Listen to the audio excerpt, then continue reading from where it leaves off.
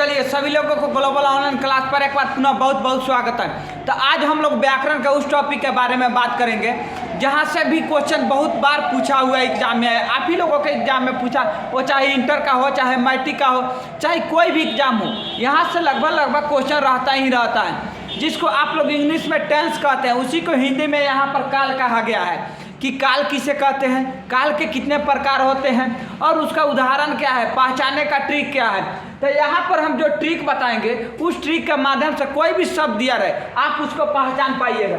सबसे पहले इसका हम लोग परिभाषा को जानेंगे कि इसका परिभाषा क्या है, काल किसे कहते हैं। तो यहाँ पर लिखा गया है, क्रिया के जिस रूप से कार्य व्यापार के समय तथा उसकी पुण्यता अथवा अपुण्यता का बोध हो, फिर उसे काल कहते हैं। एक बार फिर से आइए, काल किसे कहते हैं, क्रिया के जिस रूप से कार्य व्यापार के समय तथा उसकी पुण्यता अथवा अपुण्यता का बोध हो, उसे हम लोग काल कहते हैं। नीचे यहाँ पर 3 जगह लिखा गया है, 1, 2 और 3।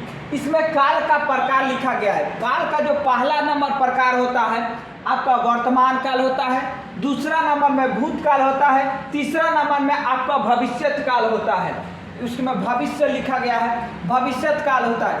पहला आपका ये वर्तमान है, दूसरा में ये भूत है और तीसरा में ये भविष्यत काल है। वर्तमान काल का आपका उदाहरण है, वह पढ़ रहा है, यानी वो वर्तमान इसी समय वो काम कर रहा है। जैसे इसका पहचानने का ट्रिक क्या है, ता रहे, ती रहे, रहा रही, ये सब जितना भी आता है वो सब का सब आपका वर्तमान काल में रहता है।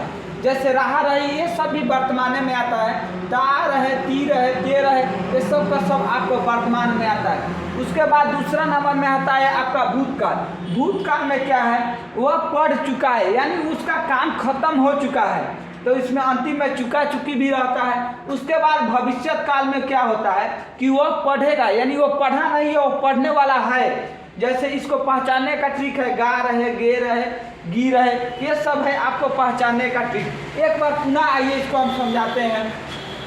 वर्तमान काल उसे कहेंगे जो अभी वर्तमान में चल रहा है, जो अभी काम कर रहा है। उसके बाद भूतकाल उसे कहेंगे जो बीत चुका है। भविष्यत काल उसको कहेंगे जो आने वाला है। वर्तमान उसको कहेंगे जो अभी चल रहा है। भूतकाल उसे कहेंगे जो अभी बीत गया है। भविष्यत काल उसे कहेंगे जो अभी आने वाला है। बस इतना ही याद रखिए, हो जाएगा काम आप लोगों का।